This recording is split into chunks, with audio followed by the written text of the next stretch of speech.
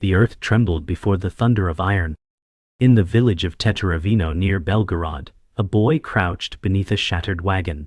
Smoke curled from a distant church steeple, where flames gnawed at the bell tower like starving wolves.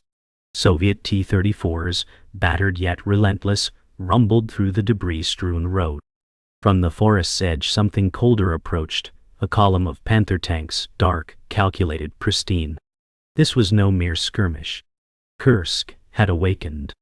Colonel Viktor Sokolov wiped sweat from his brow, muttering, "They're faster than we expected." Lieutenant Erwin Bäumer, inside his steel beast, adjusted his optics. "There, East Ridge, 2 T-34s lining up. Let's cut the head off the serpent." The crackle of radios, the hiss of shells, and in the shadow of steel, a child watched history change. For 3 days, 2 men would fight not just for ground, but for the very soul of the Eastern Front.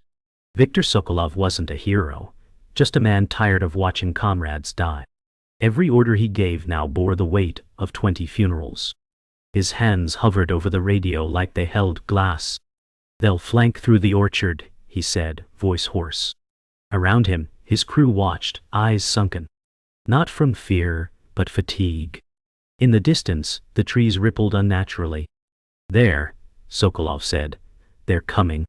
Private Kuznetsov squinted, then muttered, "They're quiet. Too quiet." Sokolov nodded. "Panthers don't roar, they stalk." The silence before the storm was louder than the shells that would follow. With a deep breath, Sokolov keyed the mic. "All units, brace for contact. Fire when you see their eyes." Across the battlefield, Lieutenant Erwin Bäumer stood with boots in the mud and his heart in steel. A son of Prussian discipline, he was raised on maps, not mercy. War had stripped his ideals. Now he was only a tactician, efficient, detached. Yet even he hesitated. 3 tanks on the left ridge. Infantry behind, he said into his headset. The radio buzzed back. Orders. Divide, conquer. No prisoners. As his Panther surged forward, Bäumer exhaled. Through his sight, he saw a woman helping a wounded soldier limp away. He blinked and fired anyway. For men like him, compassion was a liability. Precision was purpose. He didn't know Sokolov's name, but soon he would. The first shell tore into a tree, exploding into splinters. The second cratered the road. Birds vanished from the sky. The duel had begun.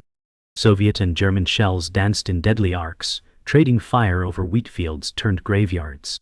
Inside Sokolov's tank, the turret recoiled with a thunderous slam. "Hit, right track," shouted Kuznetsov. The tank jerked sideways, metal shrieking. "Reverse, smoke out," Sokolov ordered, jaw clenched. Across the plain, Bäumer's Panther stalked closer. He noted the damage on Sokolov's unit with cold satisfaction. "They're limping. Move in." Steel met steel in a deafening ballet. Neither man could see the other, but both felt the weight of the Uder's will. Rain began to fall. Not enough to cleanse the blood, but just enough to turn fields into quagmires. Tanks slipped, slid, fought through mud and chaos. Inside his crippled T-34, Sokolov wrestled with fate. "We're sitting ducks," whispered Kuznetsov. "No," Sokolov said, gripping the controls. "We're bait." He had one last shot in the barrel and a dying engine, but he also had instinct. As the Panther approached, Sokolov shouted, "Now, fire and roll!" The shells screamed through rain and air. A moment of silence, then the Panther's side armor sparked. Damaged, not destroyed. "Next time," Sokolov muttered. Night fell like a curtain soaked in oil. Fire still burned, casting eerie shadows. The battlefield, once deafening, was now a haunted hush. Somewhere between the wrecks and whispers, the boy still hid, alone, hungry, forgotten. In the dark, Sokolov's voice was quiet. "Do you hear that?" Kuznetsov listened. Engines, distant. Then, they're regrouping. On the German side, Bäumer cleaned his optics, hands shaking slightly. He's good, he admitted aloud. Too good. The duel was no longer strategic. It was personal. Two commanders. Two machines. One battlefield. The night gave no answers, only silence. Dawn crept across the steppe, thin and gray, as if afraid to witness what the night had done. Burnt husks of tanks littered the field, their twisted frames steaming in the morning chill. Inside his Panther, Bäumer stared at the wreckage. 7 T-34s, one night, he muttered. But pride didn't sit right in his chest, only a dull, sour weight. On the Soviet side, Sokolov sipped cold water and chewed dried bread. They're bleeding us, he said. But they're not breaking us. Kuznetsov, limping from shrapnel in his leg, added, Then we bleed back. Both sides had lost men. Machines eyed Warren. Momentum. But not resolve. Not yet. The next strike would come at first light. For now, they simply stared at the battlefield. Not like warriors, but like gravekeepers. Behind German lines, Bäumer held a photo of his wife, now creased and faded.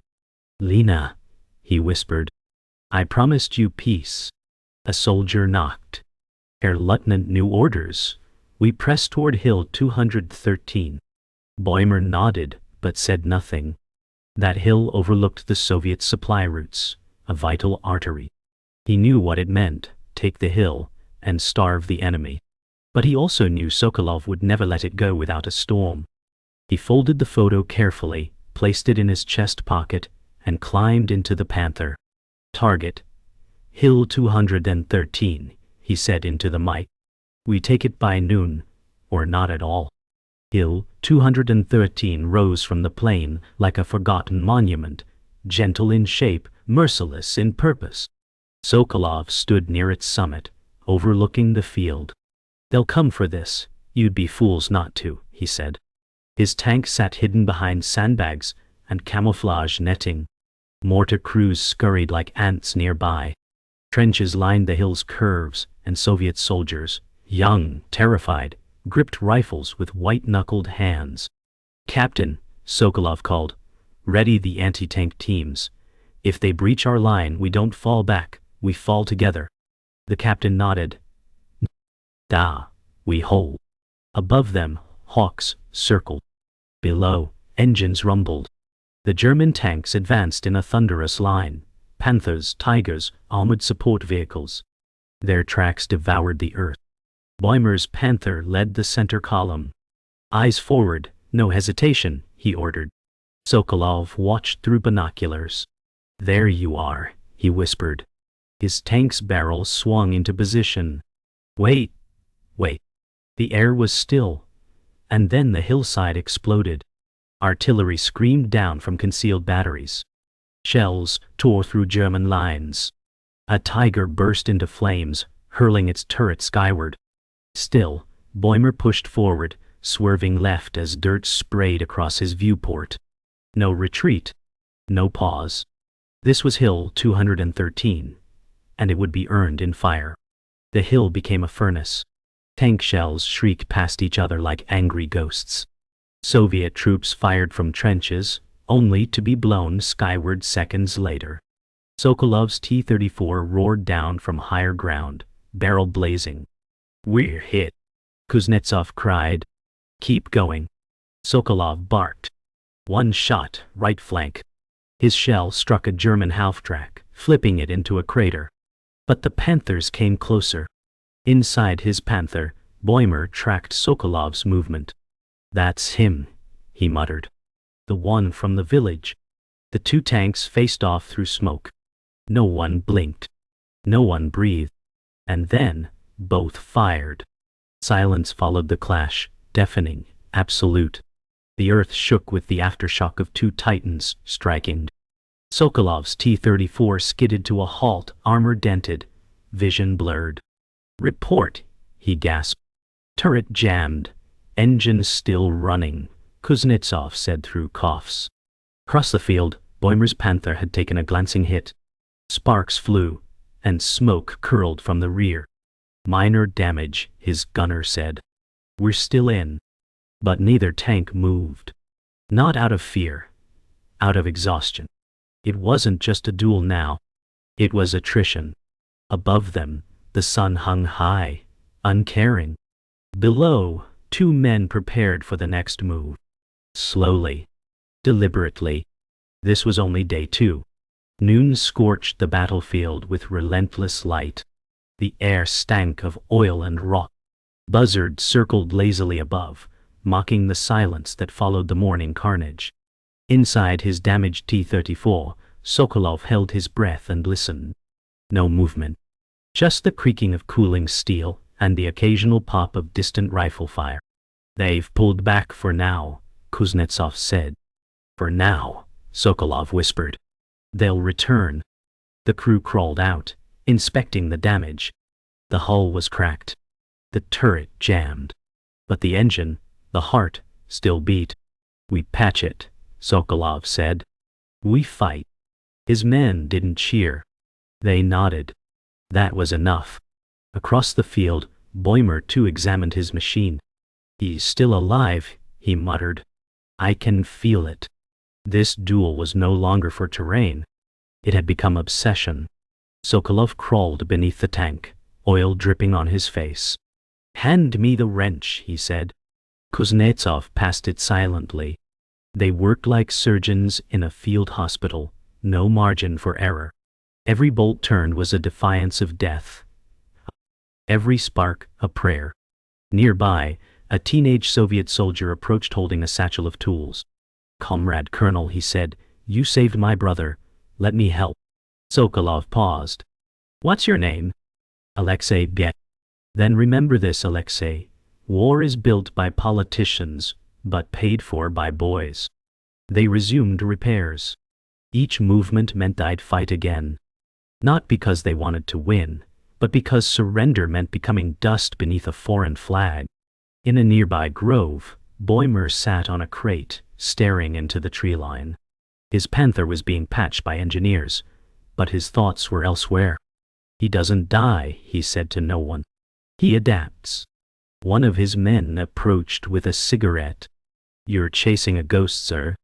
Bäumer lit it, exhaling slowly. "No. I'm chasing a mirror."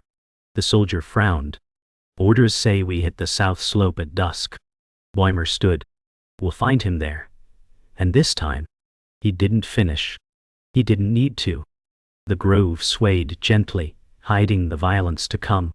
By dusk, the skies turned copper, and the hills bled red. The second clash began with a flash, not of light but recognition. Through the thick dust, Bäumer saw a silhouette cresting the ridge, Sokolov's tank reborn. He smiled grimly. "There you are." From the ridge, Sokolov growled, "Target, Panther, fire!" Shells screamed again. Earth erupted. Flames flickered as both tanks maneuvered like beasts in a duel, circling, charging, retreating. Steel scraped stone. Metal tore through metal. Two crews locked in a ballet of hatred and survival. Kuznetsov bled from the head. "We can't keep this up." "Yes, we can," Sokolov shouted. "We must." Because behind them was no retreat, only graves. A shell hit close, too close.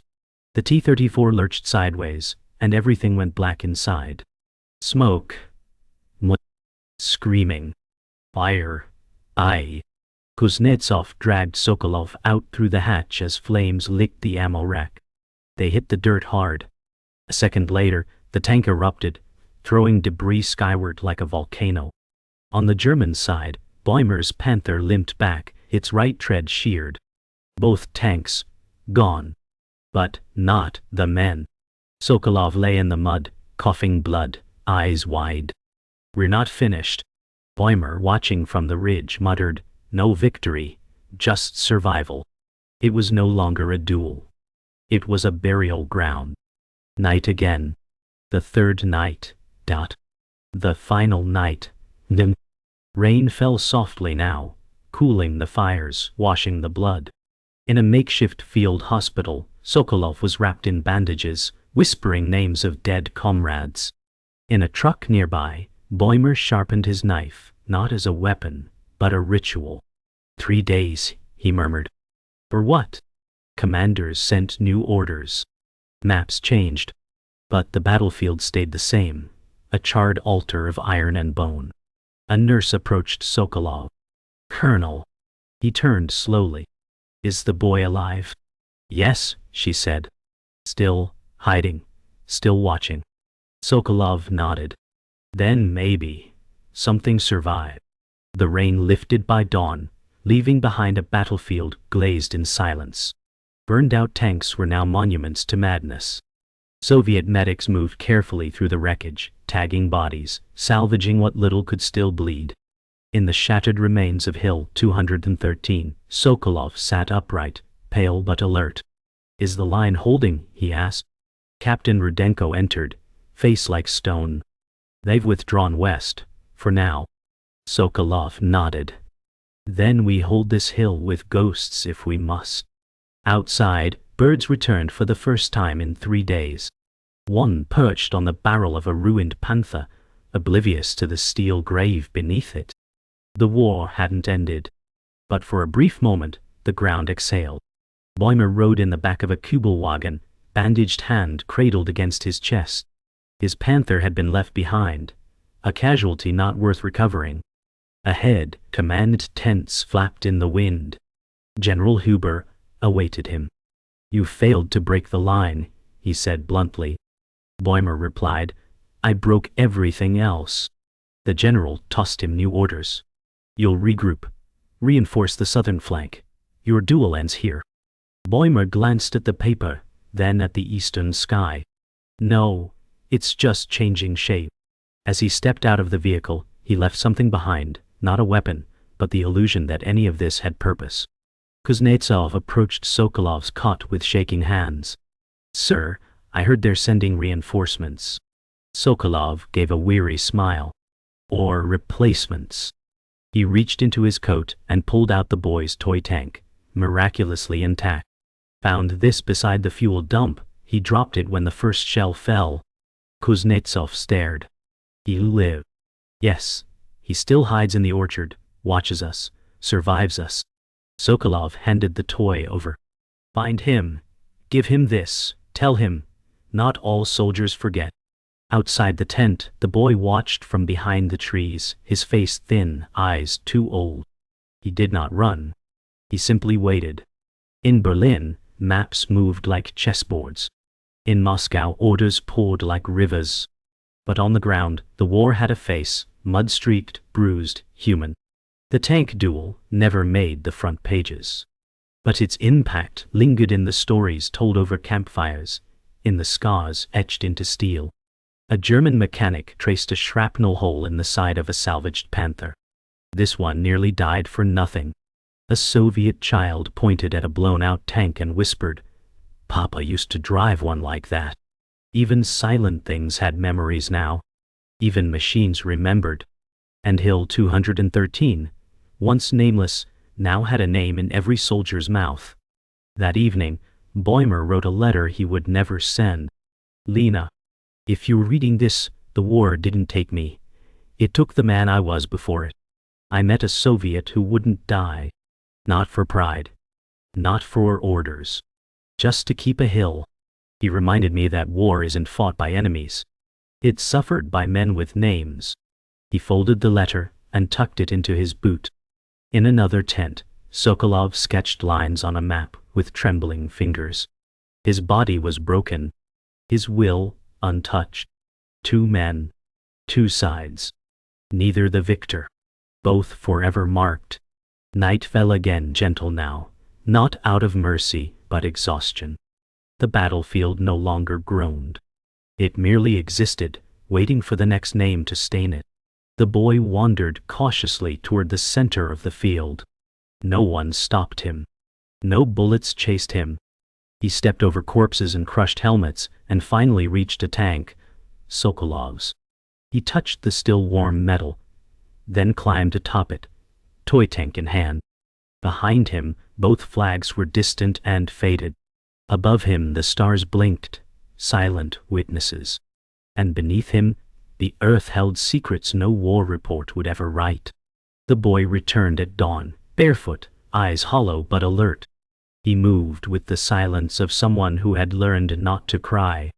From the wreckage, he gathered spent shells and cloth. Not for memory, for survival. Sokolov, now bound in bandages, watched from his stretcher. He should be in school, he whispered. Not walking through bones. Kuznetsov responded softly. Maybe he'll remember this hill, not for what was lost, but for what he lived through. The boy knelt near a crater, planting the toy tank carefully in the soil. Not as a plaything, as a tombstone.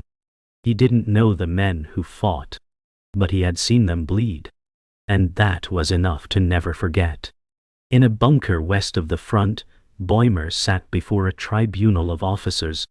He wore no helmet, no rank insignia, just exhaustion. One officer read a report aloud. Failure to secure the hill. 27 armored losses. Why didn't you pull back? Bäumer stared at the floor. Because the man on the other side didn't. You risked everything for a patch of earth? No, Bäumer replied. For closure. A silence followed. The kind only war veterans understood. They dismissed him without a word. As he exited, Bäumer looked once more toward the east, his knuckles white. Not in anger. In grief. In a village not far from the front, an old woman served soup to orphans. Her hands trembled as she ladled each portion. The boy arrived, holding his rusted toy. She knelt before him. Are you alone? He nodded. She hugged him without another word. Outside, the village buzzed with quiet rebuilding. Soldiers stacking bricks, farmers planting again, children chasing dogs instead of shadows. Peace didn't arrive with flags or signatures. It arrived like this, slowly, quietly, through bowls of soup and borrowed kindness. And for the first time in days, the boy smiled. Sokolov sat beneath a tree, his left leg splinted, staring into nothing. A medic brought him tea, but he didn't drink. Instead, he reached into his pocket and pulled out a torn page, a sketch head drawn of Hill 213. Kuznetsov approached. They're rotating us out. Sokolov nodded. I won't miss the war, but I'll miss the men. You think the German made it? He made it through hell. That counts for something. Behind them, trucks were loaded. Wounded leaned on each other. The next battle waited somewhere else. But this one stayed in their bones. In a railway yard, Bäumer boarded a transport west. He paused at the door, glancing back toward the direction of the front. An engineer called, "All clear, sir." Bäumer didn't reply. He reached into his coat, pulled out the unsent letter to Lena, and tucked it into a loose plank between the train's panels. Let it stay here, he muttered. With everything else I left behind. The train pulled away slowly, wheels screeching like old memories. Behind him, the battlefield began to vanish, not erased, just folded into history. Some wounds don't scar. They stay open. The sky above Hill 213 now held only clouds. No shells. No fire. Grass grew in the cracks between tank treads. Birds returned to sing where machine guns once screamed. The boy visited daily, never speaking. Just sitting beside the rusted shell of Sokolov's T-34, toy tank in hand. One day he left the toy on the tank's front armor, a gift to the past. Then he walked away, disappearing into the tall grass. The tank remained. The hill remained. But war had passed.